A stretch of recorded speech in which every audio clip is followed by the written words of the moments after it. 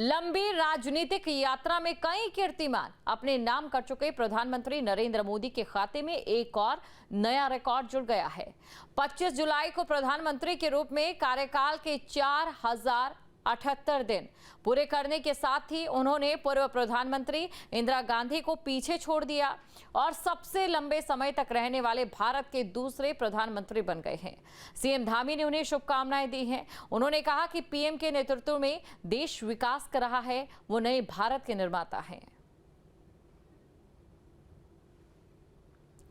तो सबसे लंबा कार्यकाल पूरा करने वाले प्रधानमंत्री बने हैं पीएम नरेंद्र मोदी।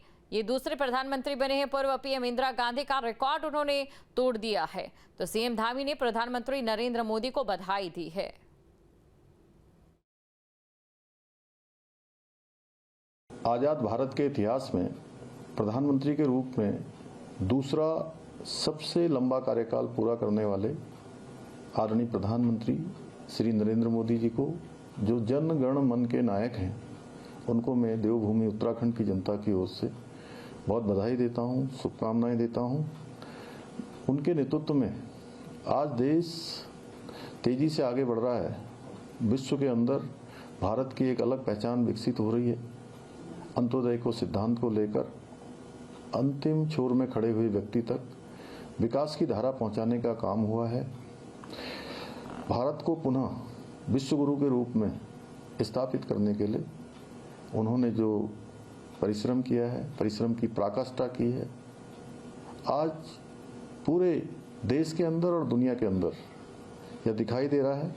और मैं उनको नए भारत का निर्माता कहूँ तो ये कोई अतिशयोक्ति नहीं होगी। जिस प्रकार से हर क्षेत्र में नई नई योजनाओं के माध्यम से, नवाचार के माध्यम से, साइंस एंड टेक्नोलॉजी के क्षेत्र में हो या इनोवेशन के क्षेत्र में हो या नए ऐतिहासिक निर्णय लेने हो, सभी में एक नया कीर्तिमान स्थापित हुआ है।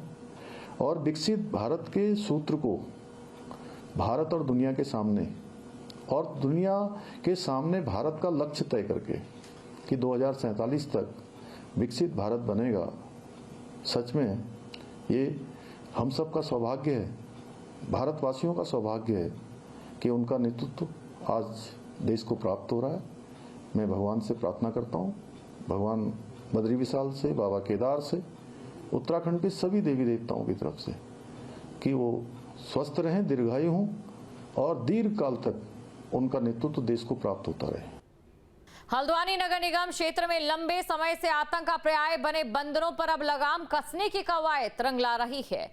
नगर आयुक्त ऋचा सिंह के निर्देशन में मथुरा की विशेषज्ञ टीम के सहयोग से बंदर पकड़ने का अभियान चलाया जा रहा है। ये पहली बार है जब हल्द्वानी में इतने संगठित तरीके से बंदर पकड़ने का अभियान शुरू किया गया। अब तक कुल 140 बंदरों को पकड़ा जा चुका है। ये वही बंदर हैं जो कई इलाकों में लोगों पर हमला कर उन्हें घायल कर चुके हैं। सबसे पहले पॉलीशीट से सूचना प्राप्त हुई थी कि वहाँ पर कुछ काटने वाले जो बंदर हो गए थे, बार बार लोगों को काट रहे थे, बुजुर्ग पर भी हमला किया था। उसके बाद वन विभाग से कांटेक्ट किया गया। उसके बाद हम लोगों ने एक मथुरा की कंपनी थी जिसके साथ अनुबंध किया है और बंदर पकड़ने की प्रक्रिया हल्द्वानी में प्रारंभ हुई है। विभिन्न जगहों से अब तक 140 बंदरों का रेस्क्यू किया जा चुका है और इनको वन विभाग को सुपुर्द किया जा रहा है। उत्तराखंड पंचायत चुनाव से जुड़ी बड़ी खबर। पहले चरण में 60% से ज्यादा वोटिंग हुई है और स्ट्रांग रूम में जमा कर दी गई है मतपेटियां। सुरक्षा व्यवस्था के पुख्ता इंतजाम है। 28 जुलाई को होगा दूसरे चरण का मतदान। 31 जुलाई को आएगा पंचायत चुनाव का रिजल्ट। ये बड़ी खबर आपको बता रहे हैं, उत्तराखंड पंचायत चुनाव से जुड़ी बड़ी खबर। पहले चरण में 60% से ज्यादा वोटिंग हो चुकी है। स्ट्रांग रूम में जमा की गई मतपेटियां, जिसमें नतीजे कैद हैं। 31 जुलाई को जब ये मतपेटियां खुलेगी, मतगणना होगी और उसके बाद प्रत्याशियों की किस्मत का फैसला हो जाएगा। तो बड़ी खबर आपको बता रहे हैं। मतदान प्रतिशत की अगर बात करें तो देखिए 12 बजे 27% और 2 बजे तक 41.87% हो गया था। कल दोपहर अगर 2 बजे तक की बात करें, 4 बजे 58.67% और इसी के साथ बात अगर करें इसके बाद तो कुल 60% से ज्यादा वोटिंग हुई है। और देखिए जो देखा गया वो ये कि दोपहर बाद बम्पर वोटिंग हुई है। 10 बजे तक 11.72% वोटिंग हुई है और 12 बजे तक 27%।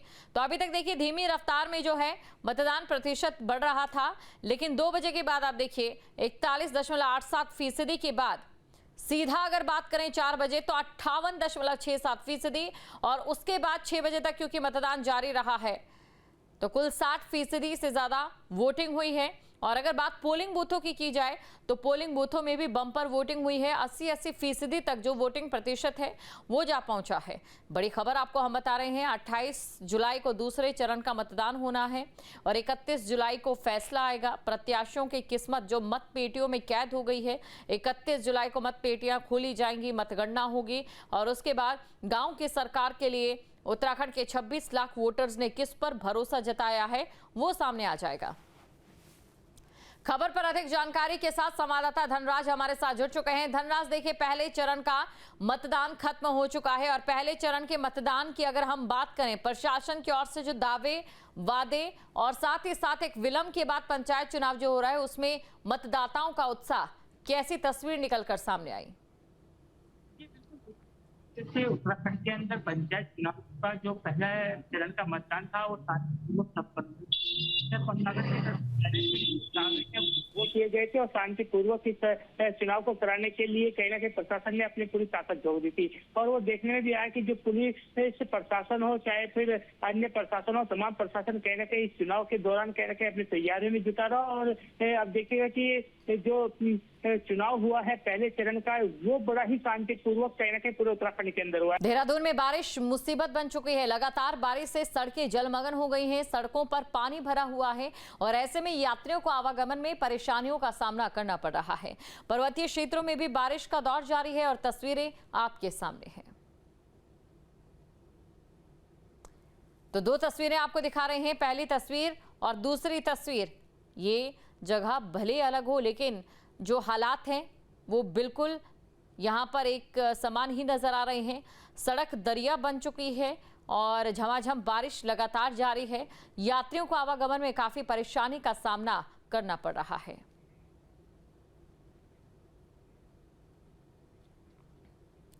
तो देहरादून में बारिश से मुसीबत बढ़ चुकी है और बिंदाल नदी उफान पर आ चुकी है। खतरे की जद में है एक बड़ी आबादी, घरों में नदी का पानी घुस रहा है जिसकी तस्वीरें आप देख सकते हैं। तो देहरादून में बारिश मुसीबत का सबब है। आलम यह कि नदी नाले उफान पर है, आबादी वाले इलाके भी खतरे की जद में पहुंच गए हैं। बिंदाल नदी में सैलाब खतरे की घंटी बजा रहा है। लोगों के घरों में दरवाजों तक पानी पहुंच गया, जो बिल्कुल भी सामान्य बात नहीं है। प्रशासन अलर्ट पर है और माना जा रहा है कि आज की रात यहां नदी का जलस्तर डरावना रूप ले सकता है। लोग धीरे धीरे अपने घरों को छोड़ रहे हैं। उत्तराखंड के मुख्यमंत्री पुष्कर सिंह धामी ने अपने गृहनगर खटीमा का दौरा किया और इस दौरान एक बार फिर उनका एक अनोखा अंदाज देखने को मिला। उन्होंने एक मक्के की फेरी पर मक्का भूना और लोगों से बातचीत की। तो तस्वीरें आपके सामने हैं और सीएम पुष्कर सिंह धामी का यही अनोखा अंदाज लोगों को बेहद पसंद भी आता है। जहाँ भक्ति है हर शब्द में, कथाओं में छुपे हैं दिव्य रहस्य और ज्योतिष देता है जीवन को दिशा। धर्म से जुड़ी हर बातों को जानने के लिए हमारे चैनल स्तुति को सब्सक्राइब करें। चैनल पर जाने के लिए इस लिंक पर क्लिक करें।